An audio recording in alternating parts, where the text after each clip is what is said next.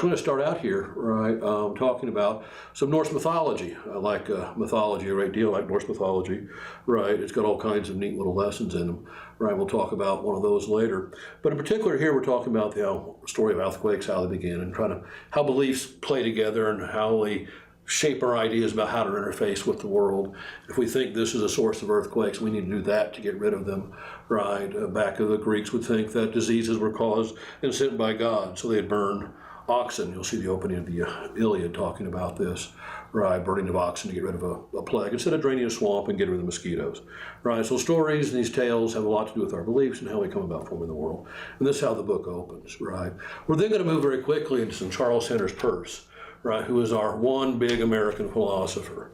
Right? This entire philosophy class, right? The only American we're going to talk about in any length is Charles Peirce. At least we have one. Right, plenty of Greeks, right? Aristotle, Plato, right? Socrates, list goes on. Germans, Brits, right? All kinds of other people, philosophers. Americans, we have one major league philosopher, and this is this guy we're talking about now, Charles Peirce. He's going to talk about three ways of fixing belief, one being tenacity, one being authority, and one being the method of science. Why the method of science is to be preferred to the other two, right? Because they restrict their methods of knowing to one or a few people. Tenacity, I know what's right because I know what's right. Come hell or high water, I'm always correct. This is one person deciding what's to be believed. Letting the church or the government pick our beliefs for us. Therefore, few people are deciding. The nice thing about science, and this is back in, good mind, talking about this in the 1880s, 1890s, right? So this is 19th century, early 20th century, back when a lot of science could be done and checked in your own backyard. Right nowadays, there's only so many super colliders. There's one in Switzerland. I can't go check their conclusions just because I want to. A lot of science has gotten so expensive is that these concerns are being raised now about how objective it can be if you can't go out and verify it. But back when Peirce is writing, it's very easy to go out and check a lot of these things with just a ball, wax, and a string. Right, so what he's talking about makes a good deal of sense, right, in this kind of sense. So the idea is that scientific beliefs, because other people can go out and do the same experiment I did and see the same thing, right, and technically it's open to everybody, what's called a public conception of truth. Their private conception of the truth, I talked to God last night, right? A public conception of truth, well, here we can all go out and see that this ball will roll down this inclined plane, right, under normal pressure and gravity, right? So science is to be preferred in terms of how we should fix or determine what we're going to believe, because it is something that is not, right, shall we say, subject to the limitations of a few people's bias or their interests. Right, I may have a certain interest in the way an experiment comes out, but enough people are doing this that those biases and interests are then mitigated, which would not be the case right, if I'm simply deciding for everybody or the church is simply deciding for everybody. So method of science is to be then preferred.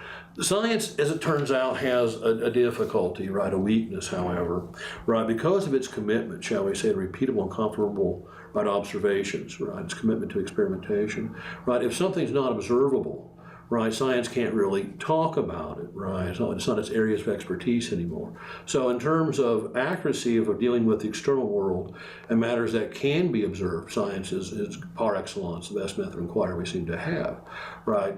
There are other areas of inquiry, right, shall we say, in value judgments and things like this, that are not open, shall we say, to observational confirmation, that nonetheless seem to have questions that we can reason about and think about, and these are the areas of philosophy. So science is the study of, right, part of the totality, the observable part of the totality, and philosophy is in the study of the entire thing, right, all the totality, all aspects of it, the mental aspects as well as the physical aspects.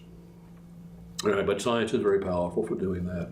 And then the last part of the first part of the book, the first section, is going to talk about the similarities and differences between philosophy, science, religion, and theology.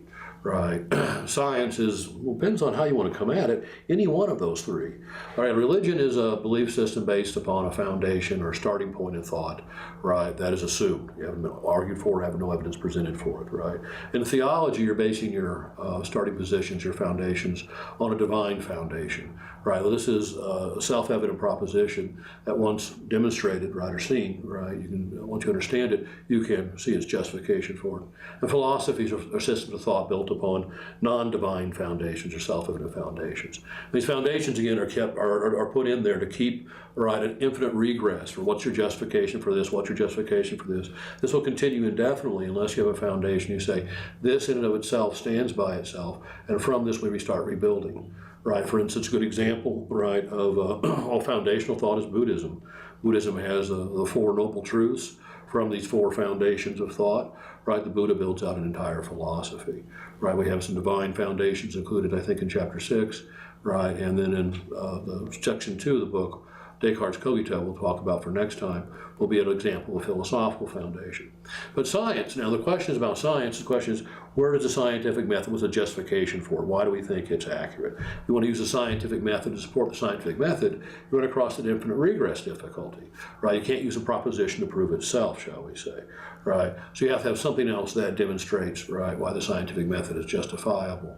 So you can either use a divine foundation, an assumed foundation, right, or a philosophical foundation. So you can underpin scientific understanding, right, for instance, in philosophy, or you can underpin it in theology, to work out the mind of God, or you can underpin it in science, in religion.